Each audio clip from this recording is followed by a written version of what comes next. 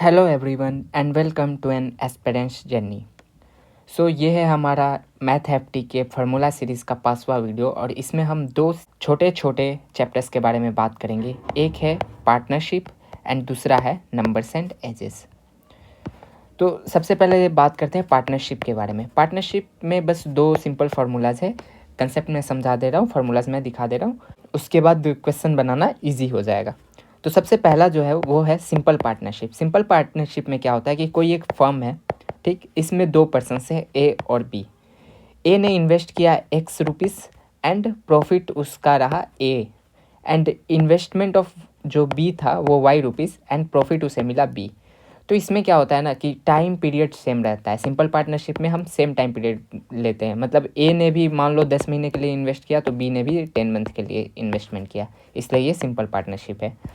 तो इसका जो सिंपल सा कंसेप्ट है वो जो हमारा इन्वेस्टमेंट का रेशियो होगा, जिस रेशियो में हम इन्वेस्ट करते हैं मनी, उसी रेशियो में हमारा प्रॉफिट भी होगा।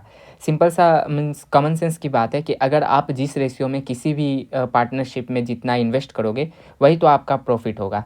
तो यही कंसेप्ट यहाँ लगता है कि जिस रेशियो में हम इन्वेस्ट कर रहे हैं उसी रेशियो में हमारा प्रॉफिट भी होगा। अब इसमें एक एग्जाम्पल लेते हैं। मान लो ए और बी दो लोग थे, इन्होंने 5:7 में एक फर्म में इन्वेस्ट किया, ठीक। अब इसमें क्वेश्चन में दे रखा है कि दोनों का जो इन्वेस्टमेंट के बाद जो प्रॉफिट आया, प्रॉफिट दे रखा है, टोटल प्रॉफिट जो था ना वो 36,000 था।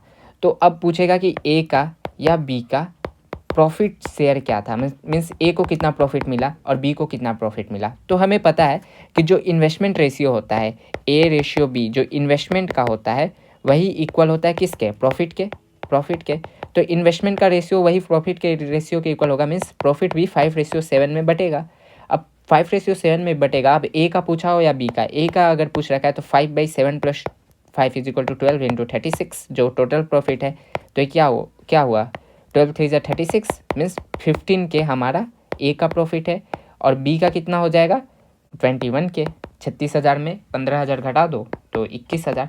तो ऐसे हम इस क्वेश्चन को बना सकते हैं, ठीक है। अब जो नेक्स्ट फार्मूला इसमें आता है पार्टनरशिप में वो है हमारा कंपाउंड पार्टनरशिप। कंपाउंड पार्टनरशिप में क्या होता है, बस टाइम पीरियड चेंज हो जाता है। मीन्स ए ने इन्वेस्टमेंट किया X rupees for P time period के लिए और उसको प्रॉफिट मिला ए रुपीज़, और बी ने इन्वेस्टमेंट जो किया वो है Y rupees for Q time period के लिए और उसको प्रॉफिट कितना मिला वो बी रुपीज़। तो इस केस में क्या करेंगे, तो दोनों ही केस में हमें बस सिंपल सा कंसेप्ट याद रखना है कि जितना पैसे हम इन्वेस्ट करेंगे, जितना हमारा पैसे इन्वेस्ट करने का रेशियो होगा उतना ही वही रेशियो में हमें प्रॉफिट भी मिलेगा, ठीक। तो अगर ए ने एक्स रुपीज़ पी टाइम के लिए इन्वेस्ट किया, मान लो कि ए ने 10,000 रुपया 2 मंथ के लिए इन्वेस्ट किया, तो टोटल कितना इन्वेस्टमेंट होगा 10 × 2 = 20,000 रुपीज़।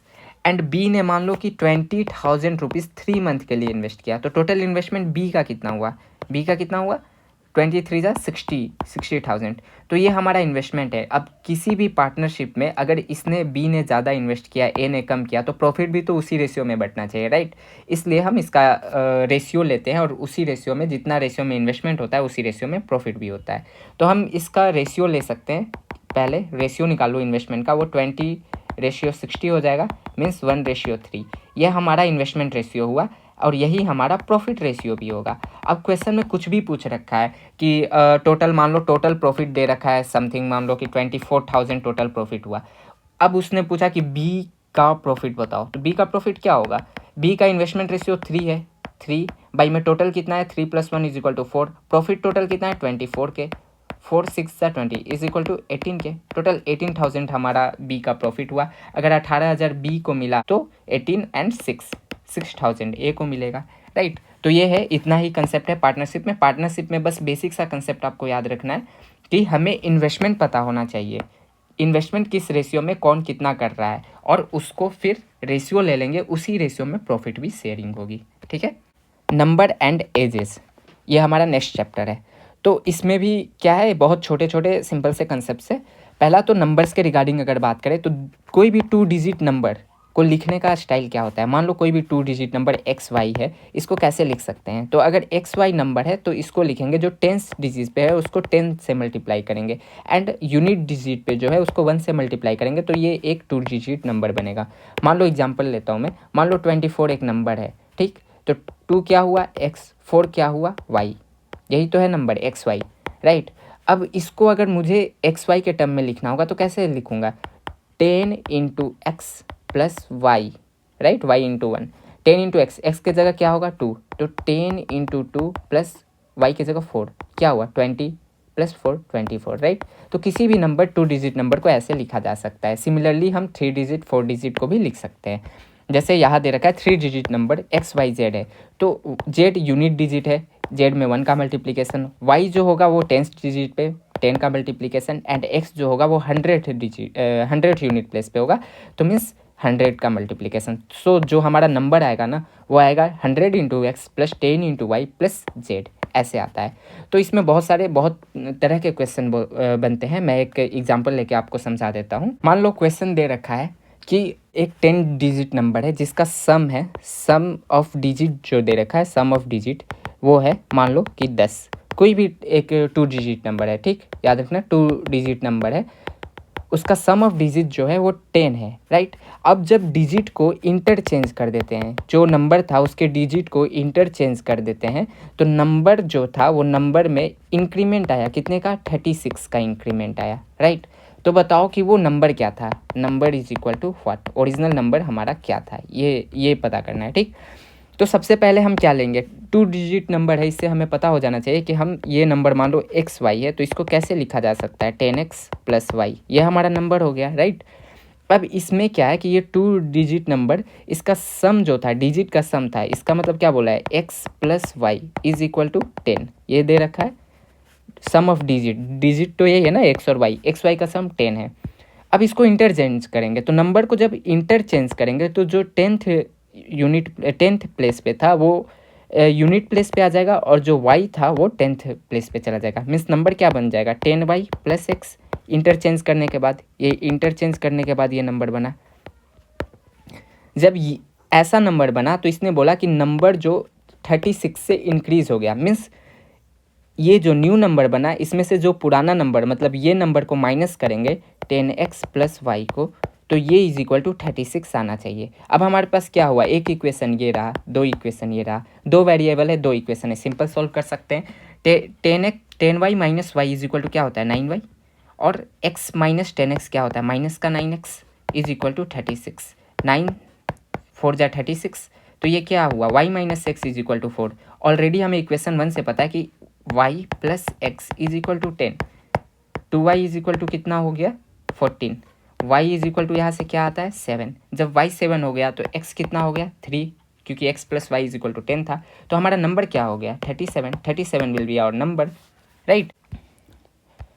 अब देखो जो सेकंड नंबर है वो एजेस के बारे में है। तो एज का सिंपल सा कंसेप्ट है कि कोई भी एज है उसके बीच का जो डिफरेंस होगा ना बिटवीन 2 और more persons will be always constant. ये कैसे होता है, देखो मान लो कि एक ए था, मान लो ए था, इसका एज 36 ईयर है, और एक बी है, इसका एज मान लो 26 ईयर है।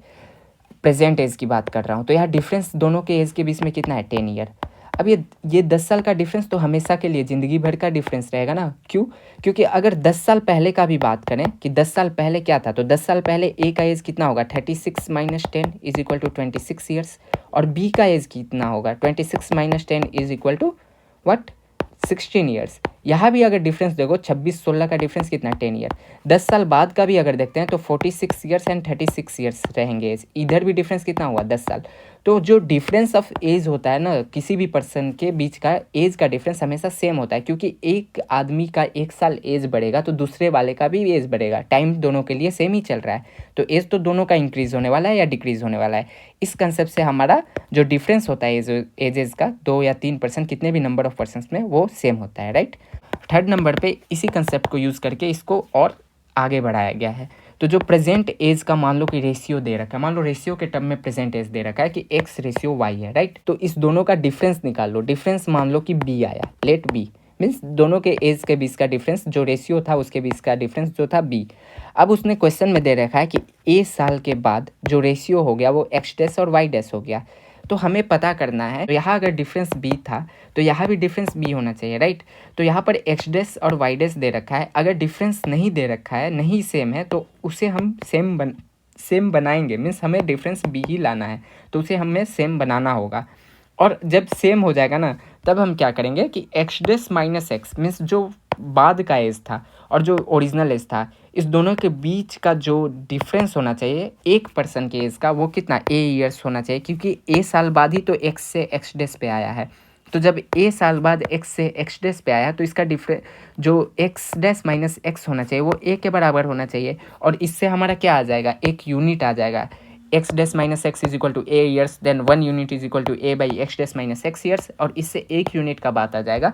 और एक्स यूनिट निकालना है, एक्स के लिए निकालना है तो इंटू एक्स कर देंगे, ये एक्स का एज आ जाएगा। वाई यूनिट के लिए निकालना है तो वाई कर देंगे। इस कंसेप्ट पे एक क्वेश्चन सॉल्व करके दिखाता हूँ। मान लो दो पर्सन है ए और बी, इनका जो रेशियो है प्रेजेंट एज का वो 3:5 में है। एंड मैंने बोला कि 10 साल बाद, 10 साल प्लस 10 साल बाद क्या हुआ कि इनका जो रेशियो हुआ ना वो 4:6 हो गया, ठीक। तो फिर ए का एज बताओ या बी का एज क्या होगा। तो यहाँ पर हमें दिख रहा है ना कि जो डिफरेंस है यहाँ 3 और 5 का वो 2 का डिफरेंस है, 2 का गैप है, राइट। और जो 4 और 6 में है यहाँ भी 2 का गैप है। अगर 2 का गैप नहीं रहेगा तो 2 का गैप हम बनाएंगे, क्योंकि ये जो गैप है ना वो सेम होना चाहिए, ठीक है। अब क्या होगा कि जब डिफरेंस सेम है, इसका मतलब कि जो ये 4 है और ये जो 3 है, ए का जो एज है 10 साल बाद और प्रेजेंट एज, इसका जो डिफरेंस, इस दोनों यूनिट का जो डिफरेंस होना चाहिए वो 10 के इक्वल होना चाहिए। 10 साल बाद ही तो ये रेशियो आया, तो means 4 - 3 unit is equivalent to 10। 4 - 3 unit कितना होता है, 1। 1 इज इक्विवेलेंट टू 10 यूनिट। अगर एक 10 के बराबर है तो जब ए का प्रेजेंट एज पूछ रखा है, ए कितना है 3 है, तो 3 × 10 इज इक्वल टू 30 ईयर्स जो प्रेजेंट एज है। 5 × 10 is equal to 50 years B का हो गया। तो ऐसे ही ए बी का प्रेजेंट एज भी निकाल सकते हैं, 10 साल बाद का भी निकाल सकते हैं, जो कि 40 और 60 ईयर्स हो जाएगा। तो ऐसे इन क्वेश्चंस को बनाते हैं, बहुत इजी हो जाता है ऐसे बना के। अगर यूनिटरी मेथड से बनाने जाओगे और पूरा एक्स वाई जेड ऐसे लेकर इक्वेशन, तो थोड़ा लंबा हो सकता है, उतना टफ नहीं होगा बट थोड़ा लंबा हो सकता है। तो ये था जो बेसिक जो 2 चैप्टर्स थे, partnership and numbers and ages के बारे में। तो अगर आपको कोई भी डाउट आया होगा तो आप कमेंट सेक्शन में लिख सकते हैं। नेक्स्ट वीडियो में मैं बात करूँगा प्रॉफिट एंड लॉस के बारे में। मिलते हैं फिर नेक्स्ट वीडियो में। Till then bye bye.